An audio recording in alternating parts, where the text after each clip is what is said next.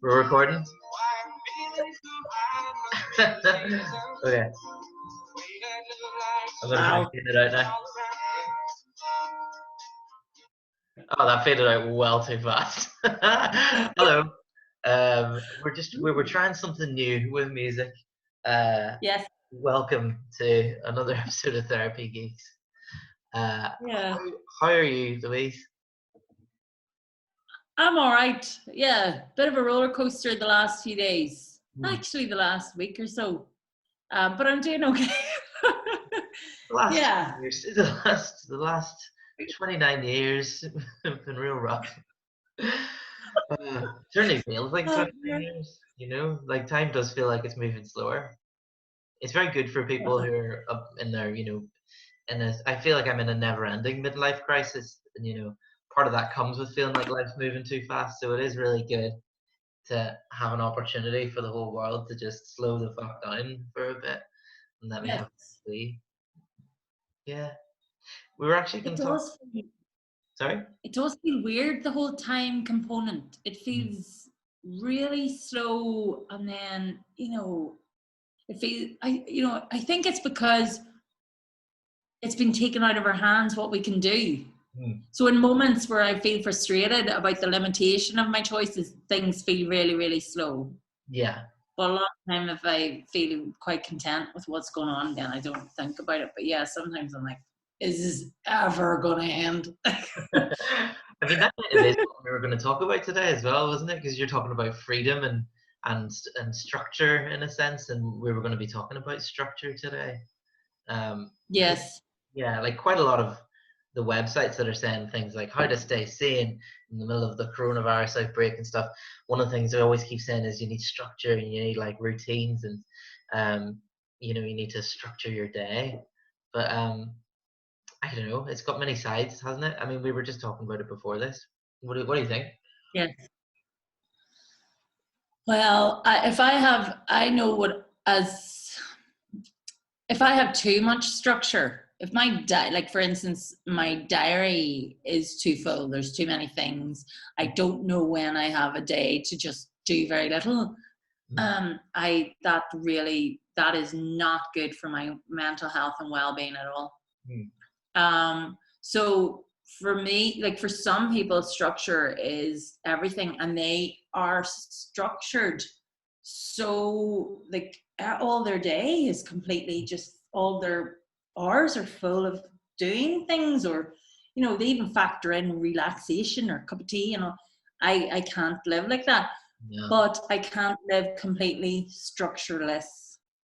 Yeah. I think that's a nonsense too. So it's kind of like finding the balance for Yeah, me. like it can be as much of a prison as anything, can't it? I guess to me the first thing comes to my mind is working with like the learning disabled. Of course, structure is important. Like half of the work is putting in structures and putting in routines so that like things stay as samey as possible, which lends to their mental health. And you sort of catch yourself thinking sometimes, well, if structure is so important for the learning disabled, then why not me? And I think it is. But like you're saying, too much or too little. It's about, I guess, the relationship you have with it.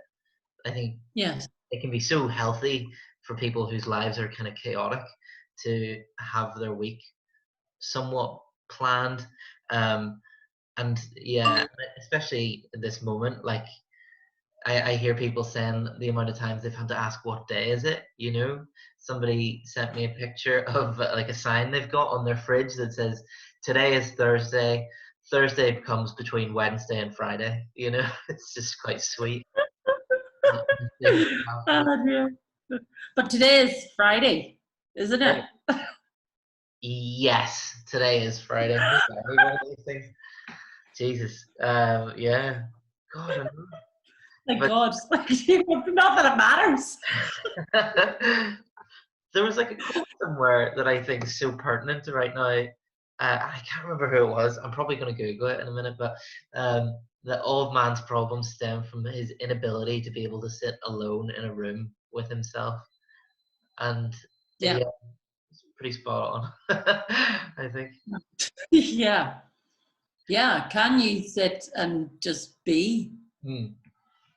and not be, that's mindfulness though, isn't it? It is, yeah. A lot. That's. I think I always hear that in mindfulness classes. They love that quote. Mindfulness teachers. Um, yeah. Yeah.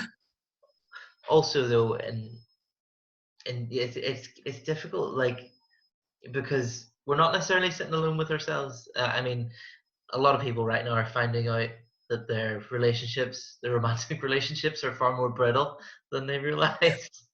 Oh, Jesus. Well, I realized that last year, so I have to say, my ex and I are like, thanks. You got it all out of the way. That's good. That's helpful. We're ahead of the game. I Because actually think apparently, I think what? I think it actually has kind of strengthened my romantic relationship because, That's really good.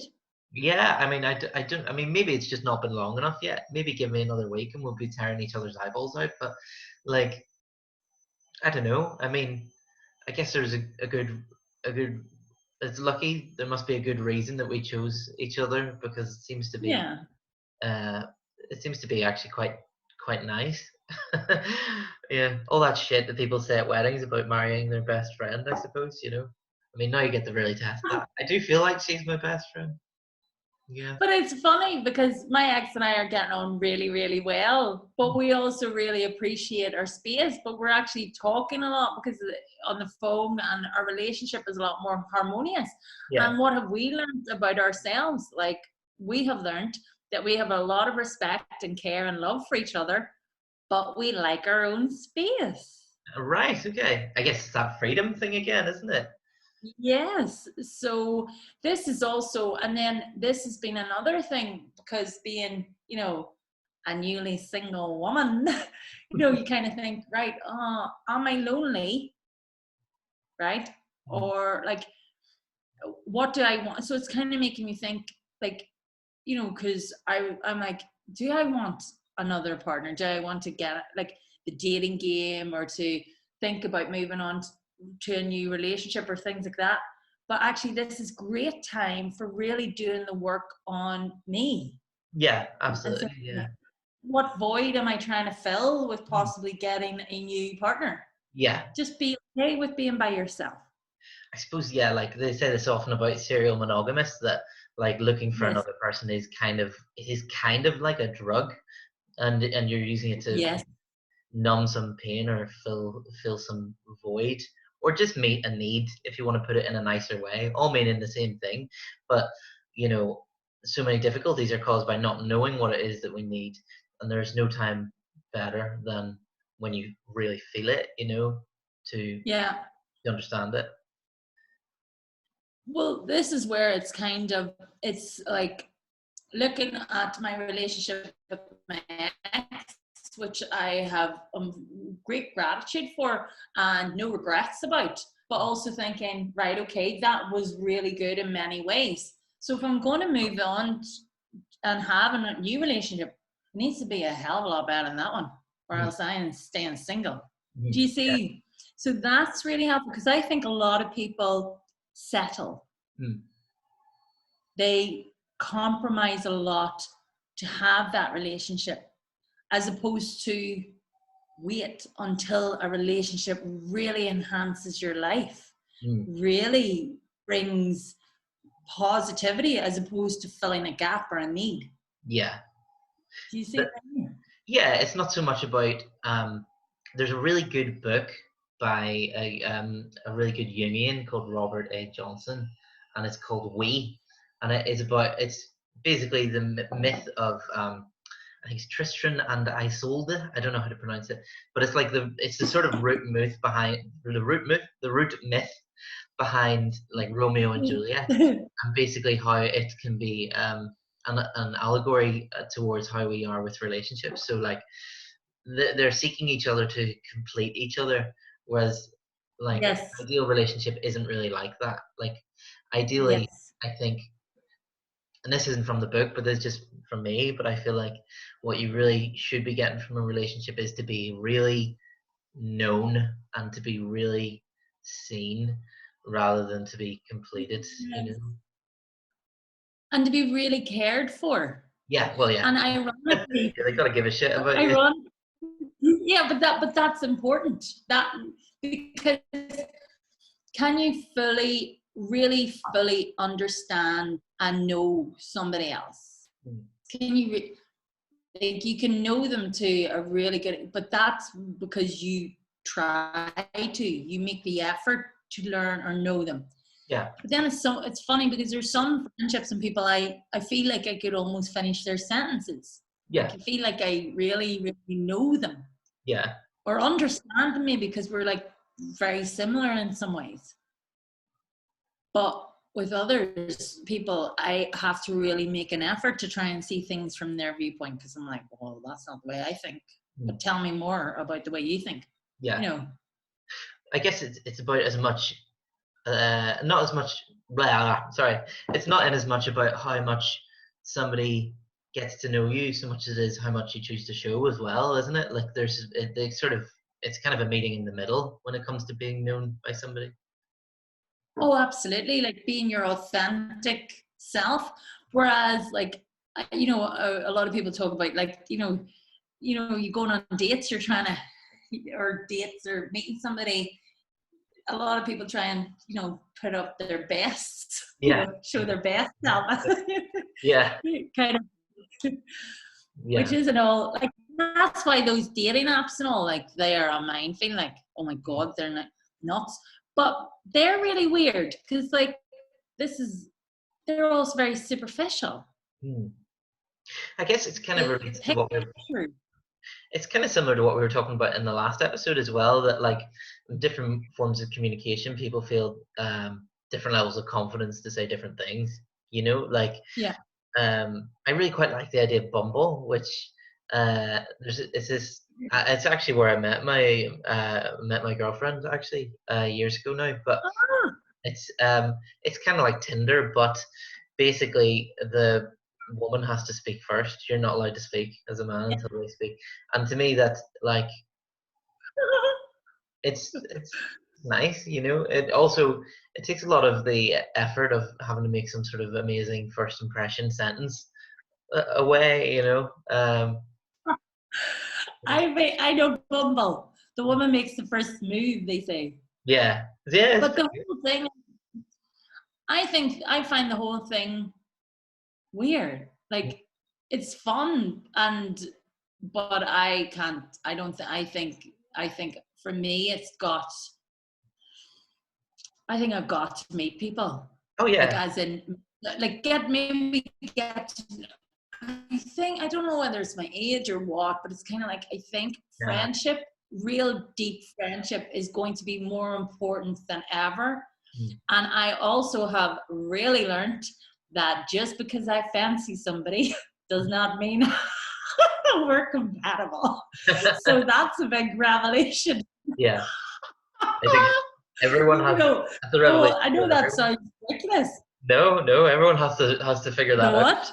Everyone has to figure that out at some point in their lives, definitely. I think everyone has yeah, like you can be blinded by a good looking individual, but then I kind of, now I'm a bit more like, yeah. I might find you very attractive. Doesn't mean I'm coming near you. It doesn't mean because it's not always the best. I think like there's a change in what you see as a red flag as well as you get older, and sometimes it's so subtle. It's not even like things or like taste or what they like. It's stuff. It's more like the way they communicate or the way that they describe their life up to this point. Or I always think a really telling thing is how somebody talks about their exes as well. You know, like I mean, of course everyone thinks that, but I mean, 100%.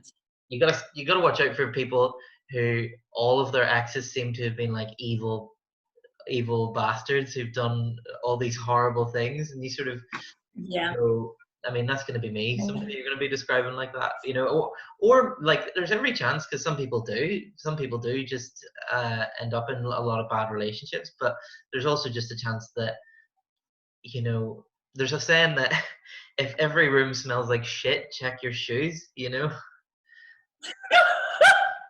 Yeah, but that's the other thing. But it's like, it's really hard in terms of like, that was another thing I find that I was counseling men. This is not, this is not, I don't need to Mhm. counsel. I don't want somebody in my life who I constantly have to, counsel. What Okay. I would like, and I think that's, you know what I mean? I was, also, you have to be very careful the language you use too in these things too, because like I had written, I learned that it was baptism by fire, and I can't deal with them now, right? Because it was like, oh my god, this is too much. But the word casual, Mhm. casual to me was like, I have a very full life, Mhm. and I won't have a lot of time to be like, I don't want a relationship where we're stuck to each other's hips, kind of thing. Because I have Yeah. a lot of friends, I have a really lovely life, Uh, but I would like to meet. Well, that's not what. yeah, that's not what that means on dating. That's definitely not. No. Yeah. Well, I learned that, and I was like, "What the hell?" Turn that, edit. You know what I mean? And it's kind of like that. A I, gue- lot of that was just too much. Go it for it. it kind of ties in, I suppose, to the what we're talking about in the broad sense of structure. That like dating apps are structured to make communication a certain way, and we're also it Yes. also we're allowed to tell a sort of story of ourselves, and in a sense, we were saying this earlier that like story is kind of a structure as well. Like the story that you tell about your lives, it's a kind of structure there. There's a great series I'm not going to be able to shut up about it for a while. They're called The Leftovers. um I mentioned that. Well, that yeah, sounds amazing. really good. So like all like 2% of the world disappear, right? So there's like a rapture sort of thing, but nobody really knows what happened or why. And there's every chance that by the end of it you might not actually even know why, because the show isn't really about it so much as it is about how people deal with it. And like you see all these cults flourishing, and that's because the cults are able to provide a new sort of story for people, and that makes them feel sort of safe again. And you find this with like grief, or I guess like we're saying the end of a relationship. The way you talk about an ex, you're creating a story, whether it's true or not, about how that relationship went, and that in some shape or form gives you some sort of peace of mind. And to me that has a lot of a relationship to like conspiracy theories and the whole 5G thing that people are saying. Like that explanation makes the world feel a bit more sane or senseful, even if it's not true and is actually quite harmful. It sort of goes, this is what's going on in the world. That's it. The stories that we tell ourselves, the stories to try and make sense of things. I'm just looking at my postman. My gate's not open. Um, the stories that we tell ourselves to make sense of the world. Like I am definitely somebody who adores storytelling, and that's one of, I think, the most privileged things about being a counselor is people sharing their stories. Yeah, absolutely. And as a researcher, yeah, like people's stories are fucking amazing. Hmm. That's why I would much rather read non-fiction than fiction, because I think the stories in the world are Yeah. incredible without having to make other stuff up. But I don't know, like it's difficult. I think that's also why complex grief and complex trauma, Mhm. the stories don't add up. Mm. The What do you mean? stories don't make sense. A lot of the time it's just a complete like, how did that happen? Mm. People find it very hard to come to terms with things that are so shocking. You see what I mean? I suppose, yeah, that like I guess what you're saying is that like a lot of the defense mechanisms that people have also have to do with how the story is told, and Yes. and that can lead to these, I guess, plot holes in someone's life story. I don't know. I don't like putting it like that, but that's usually sort of where you tend to go as a therapist, really, isn't it? You go, that seems to be an odd description here, or that seems to be odd that happened, or at that point, or whatever. Because They that's usually, can't believe that they can't believe that the story's theirs or that it's part of their life. It's surreal. It's it can be like unbelievable. mm, It's like, this is not, and I think that's that's a big part of complex grief, complex trauma. It's the acceptance, the integrating of the event into the integration of the event into the life story. Right. Because the desire is to reject it, to go, Yeah. no, no, no, because it's so painful. And I guess like it's kind of how, you know, these stories kind of provide, when they're done correctly, have a sort of beginning and ending for Yeah. somebody. Like it's yeah, it makes me think of how well, I guess during the pandemic, I think what a lot of people are struggling with is there isn't like an end date to look forward to, because the government can't really provide that right now. And I think it's really good that when they say we're going to review it on 3 weeks, because then that's like they need a date that could be an ending or the beginning of an ending, you know, like it's people need that in their lives, and I think people need it on a smaller scale in their days, because I find like there's things like I like having a shower in the morning, or like brushing my teeth in the morning and evening. You know, people who are really depressed don't have these bookending activities at the start and ending of their day, and it makes it Yes. feel like this sort of endless blur of shit feeling and malaise. And I do think that those little things like brushing your teeth in the morning and evening have such a big part of your mood that you don't even notice, because Oh, that is the buttress of your day, is the bookend, you know? but to actually just, being aware that I realize like people with depression, they often like the thought, I think it must be the weight of the activities, just the sheer strength it takes them to get things done when feeling that heaviness. Because I get like, I'm kind of up and looking forward to the day. And yeah, sometimes I'm like, this is a bit crap, or this is okay. And I can feel frustrated or dissatisfied with things, but I still know I have a really good life. And I Yeah. still know I'm not depressed because of that level of motivation and desire to do things as simple as getting washed, making myself food, feeding the dogs, looking after. The fact that I can do all of that tells me I'm in good mental health, Right, because yeah. I know what I not want to do any of it. So it's not even so much a cause of good mental health, you're saying, as it is caused by good mental health. It's a sign that things are good. Yeah. I guess The things are pretty, things are pretty good for you whenever you're able to function and you're able to get by. And especially like, if you're really struggling to look after yourself on a basic hygiene level, there's an issue.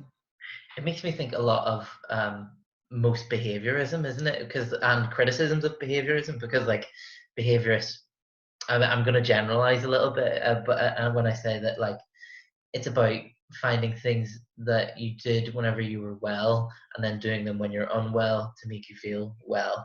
And that is a massive generalization of behaviorism. But also then, you know, the criticism there is, well, they were doing those things because they were well. That wasn't what was making them well. You know, you can't always Oh transition your yes, way out of depression, you know, but I mean, I it works yeah. for some people. But Well, it's kind of like, I would think with depression, it's kind of going, right, where are we? What's happened? Like, it's depression, such a heavy, difficult one, because it rarely happens overnight. It can be lingering. You know what I mean? It can yeah. creep its way into somebody's life, very insidious.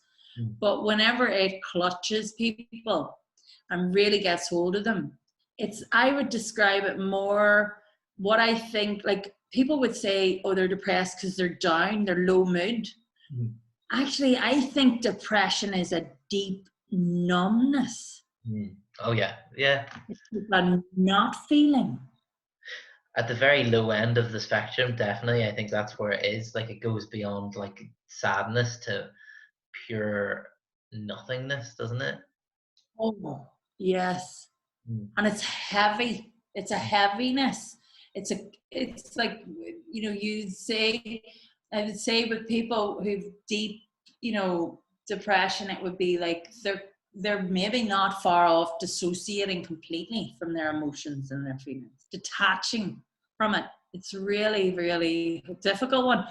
But with depression, right, I think one of the best ways to support somebody with depression is to care for them and to be very, very kind and very gentle, Mm. Yeah. you know, as opposed to snap out of this, Well, yeah, I think because you got it. that's not. Yeah. Well, I think good care for somebody who has depression is mostly about divorcing yourself from your own expectations, isn't it, as well? Yeah.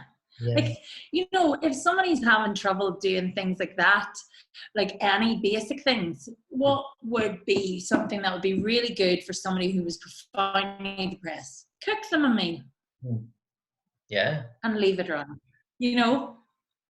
Yeah. Put a wash Or, what? put a wash on, buy some flowers. I don't know. Yeah, like little things make a big difference, I guess.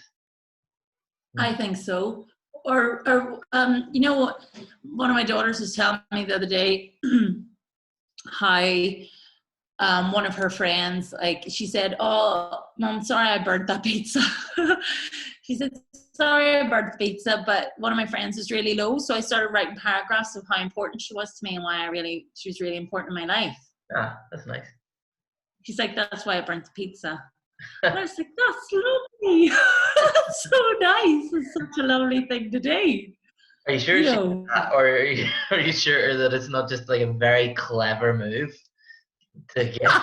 she's You know like, what I "I mean? know what my mom loves. She loves people writing really nice things to each other. So I burnt the pizza. Yeah. She hates waste, so I'm gonna tell her how will I get off the hook? I'll tell her I was really nice to her friend." It's equally impressive if if that was true as well. To be fair, if it was like a big trick, but Yeah, exactly. The way I'm happy. I'm like, "That's lovely." here, Yeah. tell I me just this. thought it was really, really nice, because that's how you can help people, I think, with mental health. Just remind them how important they are. Yeah, well, yeah, Yeah. exactly. You got to bring that to them, and because nobody who's depressed is ever feels important. The two don't really mix. Um, that's a bit of a Mm. blanket statement. Maybe that can happen. Emotions are messy, but yeah. Here, tell me this. How would you normally structure a session with a client, or do you sort of let it flow? Depends on what the client wants. Hmm. Yeah. Definitely it does depend on what you're feeling is needed, doesn't it? I've maybe only had to really structure it with a few clients in my life, because there's been maybe one or two clients who I've seen who would come in, and I would sort of let them have the floor, if you will, and um they would talk for the whole hour, but it would be the same thing they said the week before, like the exact same tone, the exact same story, the exact Yeah. same beats, and you wouldn't even really get the chance to reflect on the story properly, because the story's kind of given as one big glob, and you don't really get to go, "Oh, that must have been hard for you," because they're not really listening, because they're moving on to the next bit of the story, because they're wrapped in that. So I have had to go to some people like, "Okay, so we're going to just stop here for a minute and talk about this," or maybe this week we're going to talk about this, and then maybe we'll talk about this, and um, that was more like that. But I feel like they maybe needed that more than anything. See, I don't think clients who really, really enjoy really rigid structure, I don't think they would find me that helpful. Because, like, with the best of intention, you can set a structure and then things will go up, things will go all over the place. But that's maybe a complete reflection of me, because I'm kind of right. They'll generally, clients will know what they want from counselling, so definitely that will guide the process. But in terms of the session being too structured, I think that's not something that I would have. I'd really like, right, for this we're going to talk about this, and then Yeah. the time limits. I don't think I'm very, very good like that. It's very much like a in case of emergency break glass thing, you know. Like I wouldn't normally like it. I don't like taking too much control from them, or like yeah, even being you know, it feels kind of interfering. But there is times where I sort of have to go. I want to make sure you're getting something out of this because you know my big fear is that I will have a client like that who comes in and says the exact same thing every week, and then one day they'll come in and go, "You're fucking useless. You never do anything. You never get the chance to speak, mate." But all right, you know. So yeah, some people need a little nudge. Is all. Well, that. Yeah, that's true. I was just thinking of a session, like a walk and talk session, where like so the sessions are about an hour, but I got lost on a walk and talk with a client. Oh wow, how long were you gone? 2.5 hours. Oh wow, was it a good session though? Oh yeah, well, it was a bit awkward. Like I'm like this, Hmm. I'm like this. Where's the car park? Yeah. So that was where I really failed in terms of structure because I was confidently walking around thinking, I know this place. I've walked here loads, and Yeah. then I didn't know it as well as I thought I did. I suppose it says to me that you have a reliance on structure as a therapist too. Like you rely on that 50-minute burst with a client and you kind of rely on being able to say the session will be over at this time. And then it is quite scary when it has to go on. Like I've had a few clients who have to call like an ambulance for because they're at really high risk. And then that ends up, you know, an ambulance doesn't arrive immediately. And so sometimes you're there with them for like 2.5 hours longer than you want to be, and that is kind of scary almost. You want to sort of put things down and stop being a therapist for a minute. But I mean, it's that's a Well, bit more that's it. disorienting, so you can't really. So now you're thinking, like now we're talking about structure. That's made me think about support structure or support networks. So what to do in times of when things go a bit wrong. Like what, so you're aware of what structures or what thing. Does that make sense? Because that's very important, I think, as a counselor. Yeah. So you know, like how what. So that's, I suppose, the structure is the contracting and the confidentiality, and you know, making sure the clients know the limitations of confidentiality and things like that. Like that structure in therapy is so important in counseling. Yeah, for you as well as them, you're saying. Oh, absolutely. Yeah. Do you know? 'Cause, like so. So whenever that my structure, so it was like the hour session, but then I went to 2.5 hours, right? That was completely on me. That was completely my fault. So I was completely like, I'm really, really sorry. Now the client was fine about it, but the client actually felt quite bad for me because it was 2.5 hours as opposed to one. So the client was really kind to me, but I was like, I got you lost. Don't worry about the fact that it's been 2.5 hours. Like, I got you lost. That was Yeah. completely my stuff. Or they were thinking in terms of, oh no, but you give me 2.5 hours of your time. I'm like, no, honestly, don't worry.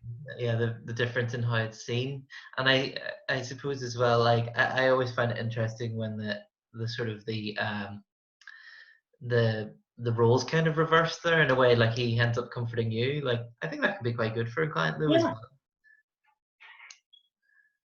Yeah, it was lovely. Like, it was really nice. They're really kind of them. But I was like, but I had to keep reminding them this is not, and that's also another thing, because is that, you know, if self-esteem is an issue, and you don't want to I want to make sure they didn't leave feeling bad for me, because that's not helpful Well, I in guess terms of their therapy.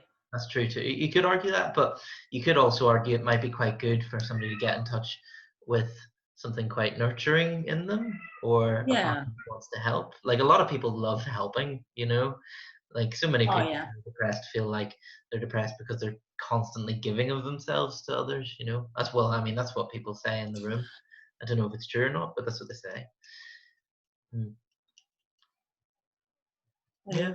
Giving of themselves or maybe misunderstood. Yeah, but also that's burnout too. Well, that's true as well, yeah.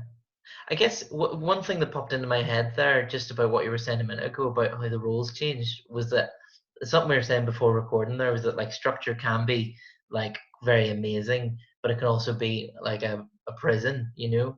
And there was this time in secondary school when I decided to I was on the school bus home and I decided to get off a stop early and walk to my girlfriend at the time's house. And it felt like amazing because I changed like one tiny thing and it felt like I could do anything. And I turned up at her house and she didn't really know I was coming. I was like, "We can do anything. This is amazing. We can go anywhere." And she's like, "I don't really want to do anything. I wasn't expecting you to come." you know? Uh, but it can be very empowering, I think, to sort of break free out of even these tiny structures because sometimes it's kind of like you're saying, it can be quite imprisoning too. Um, yeah.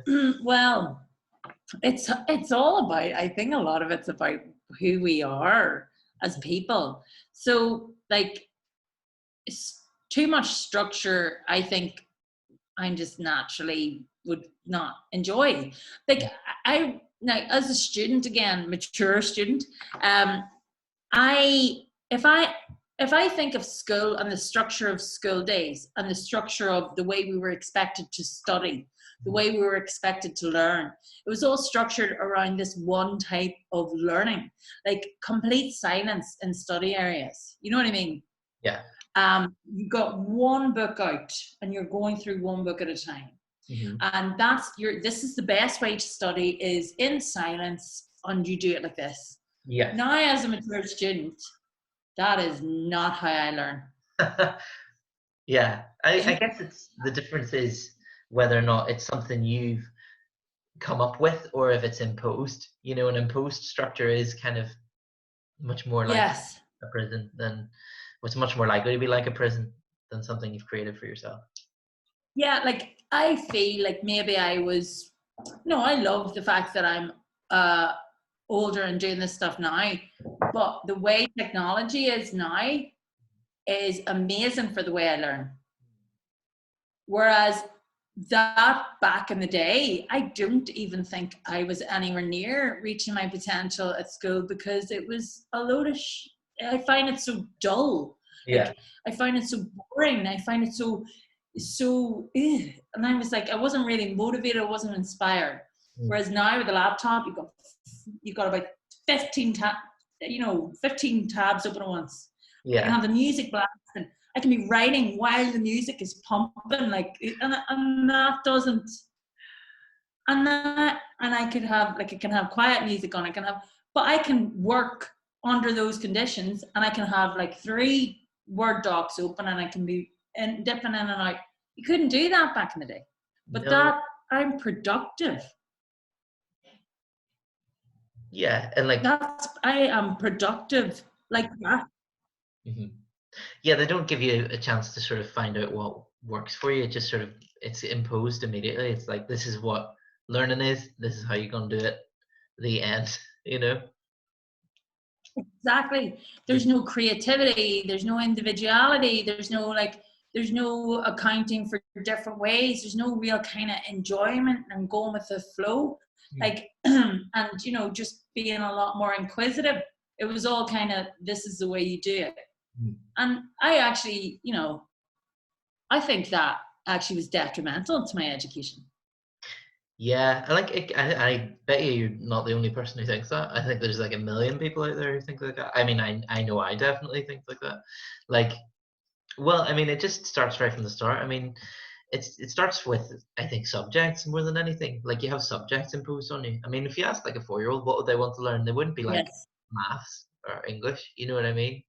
Like it would be. I mean, I don't know how to throw something really good. And like whenever you have like Yeah. freedom as an adult to learn whatever you want, it feels kind of amazing because you go, "Oh, I actually really like learning," you know? Yeah, I adore learning, Mm. but I wasn't. You could only, like, in the timetables, you could only pick certain subjects. You could only learn Mm. certain things. Like, I think that was really, really detrimental. So, like, how many people are in careers because those are the A-level subjects they picked? Yeah. The timetable works. You know what I mean? And it's, That's just an absolutely insane way to choose what you're going to do for the next 40 years. yeah. I mean, and it also makes me think how many people think that they're stupid because of that system. That old Oh, Einstein quote about like if I can't remember what it was, something about fish and climbing trees. Like if the fish judged itself by its ability to climb a tree, it would think it's stupid. Or I can't remember what the quote is. absolutely. It's And who is rewarded within that system? Conformists. yeah, absolutely, yeah, People who are good at this one thing, people who can regurgitate information, conformists. yeah, Who learn that and then regurgitate it. And then a lot of those individuals who are not predisposed for free thinking or creative thinking, a lot of them will struggle at university. yeah, So that's why, like, it's great for me being a lifelong learner, eternal student, finding out that actually I have, these abilities, but I wasn't able to, they weren't even considered things worth looking for or addressing, because the system kind of gets you to kind of try and be all like the one person. yeah. But it's failing even more young people. I think it's got to progress. It's too backward because there's so many being diagnosed and labeled, like Yeah. ADHD, all of the dyspraxia, or like lots of these diagnoses are increasing. Whereas I'm like, ADHD, like, are they maybe just bored, stupid with the nonsense that they're being told to sit and listen to all day? I recall reading somewhere about, I think it was a Nordic country because they're always doing everything bloody right, but I think it was like Finland or Norway or Sweden or something, the Netherlands maybe, and it was like they managed to reduce their diagnoses of ADHD to like by like I don't know, a fraction of what we've got, and they've done it just by changing the way that things were taught, and I can't remember how they changed it. Oh man, there's a whole lot of me just saying stuff like Probably. or something vaguely today, but there was something they changed. Like I think like Finland, they don't start primary school till 7, and like Oh yeah.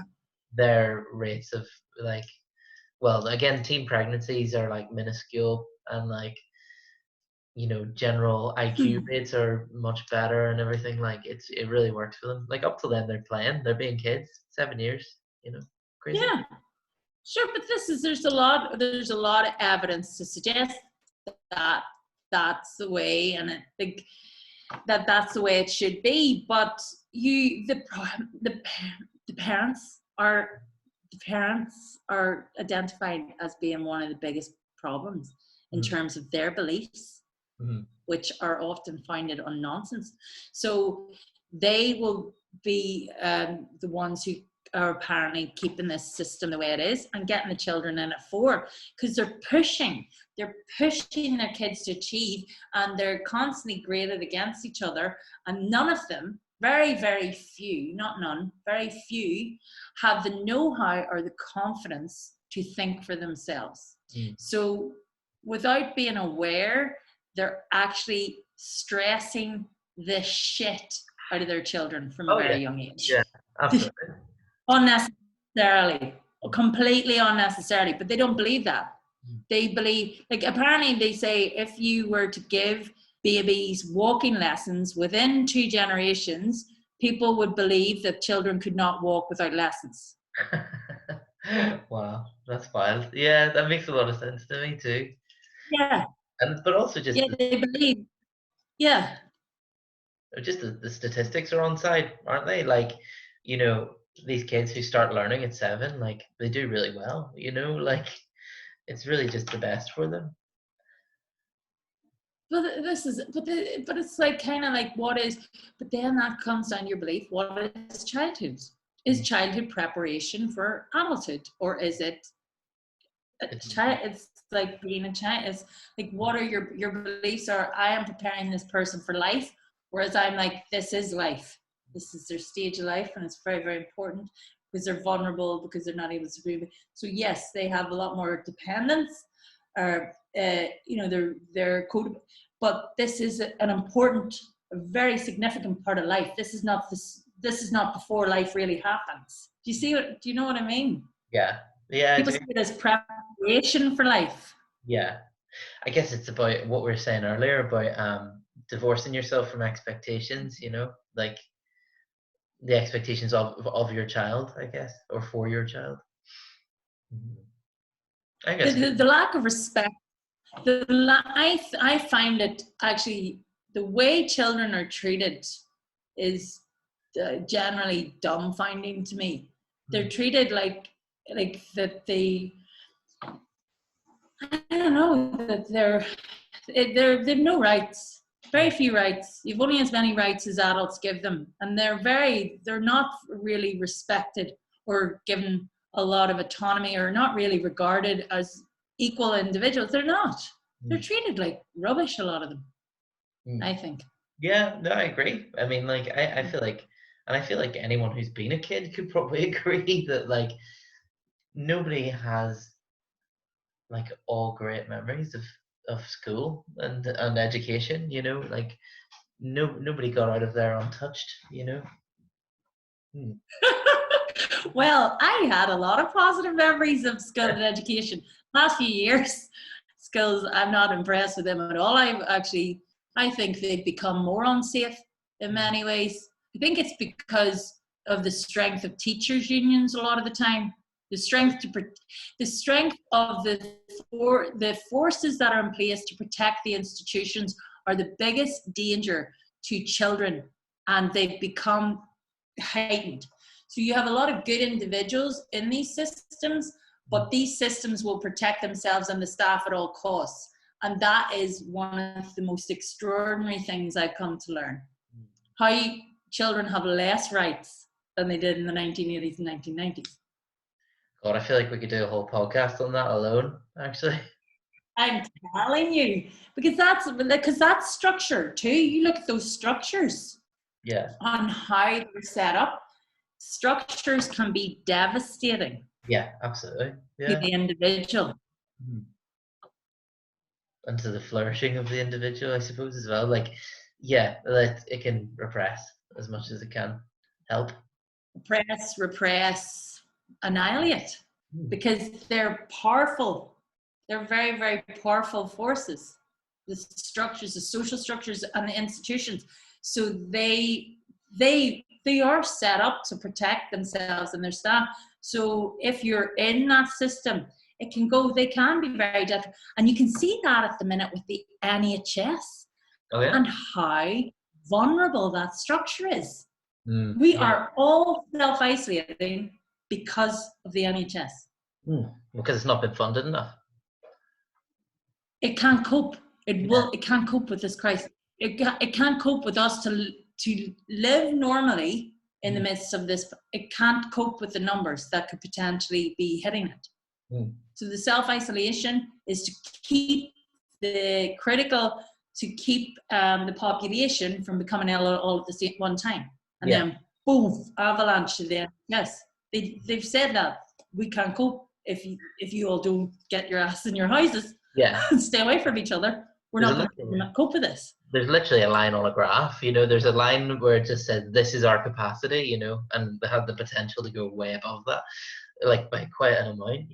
Which is, yeah, like this is it. I mean, So it that structure, should have been funded better. Sorry. well, this is it. That structure is, and that's life and death structure. Mm, And it's got its limitations, and people will die because it can't cope. It's got its limitations. And that's a social structure that has been set up to preserve life and to look after our health. And they've acknowledged that it is underfunded, they've staff issues, and it's actually, you can see with the graphs and statistics, the number of ICU beds, the number of beds, and you compare it to other countries, you can 100% see how vulnerable and how devastating that structure could be in yeah. terms of life and death.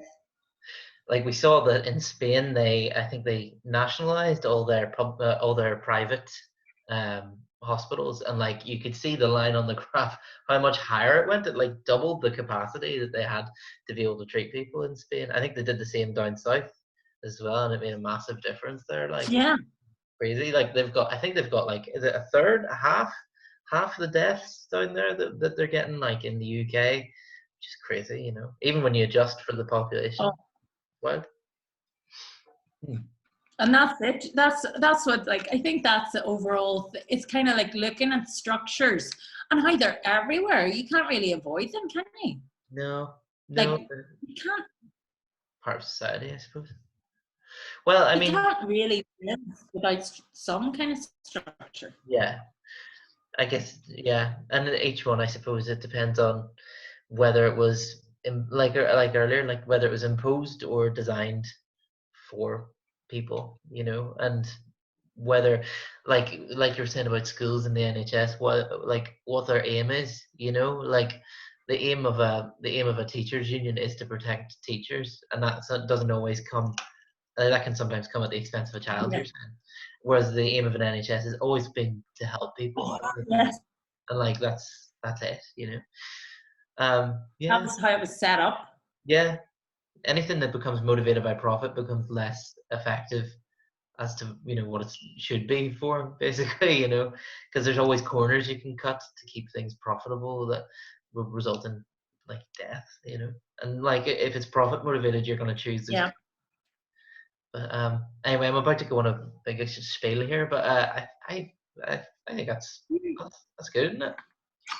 Yeah, I think we've done our usual. We've talked about loads and loads of things under structure. Aye, We covered lots of areas. aye. Should think, we, should we do the I music? think Sorry. do the music. Yeah, no, what were you about to say there before I said that? I think, like, you know, for two people who aren't the best at following structures, I think it's been a great chat on structure. Because we don't follow our deadline, we're very flexible. Do you know what I mean? Well, yeah, that's it. Like, I think like a bad structure is also rigid, isn't it? A bad structure lacks flexibility. We are very flexible, and I Yeah. really like that about us. Even like I'm going on a tangent anyway, but like even like buildings that are designed to resist earthquakes have structures like buttresses and like pillars in them that are designed to be able to move, you know. And I feel like a life structure Oh is yeah. it's got to be prepared to move, or it's got to be prepared for movement around it, you Well, know. I think that is that's one of the reasons why I never get annoyed with. Well, do I know? No, I can't see using the word never, don't be, but I almost never get annoyed with people cancelling or postponing things. I don't. It doesn't really, because I think it's really good to give people that flexibility. Yeah, and also cancelling is Yeah, fun. Cancelling events is fun. I had to cancel the it comedy is. night for the coronavirus, and it felt like heroin. Yeah. It really is. Like, sometimes when I get close to events, I'm like, Jesus Christ, what was I thinking when I booked that? Yeah. Do you know what I mean? Yeah. I must be. I'm in a really optimistic, good mood. Like, I booked myself on this course about mushrooms. Like, what the fuck were you thinking? Do you know what I mean? Yeah. I'm gonna try. Uh, Yeah. Oh, what's sorry? You were gonna say something there? Is well, it? let's do the music, and then we can. No, we'll dance our wee way out, will we? I'm gonna try and master the fade out this time, so I might not be able to dance as much, but I think I've got it. Hang on. Okay. 1, 2, 3. Yeah, there we go.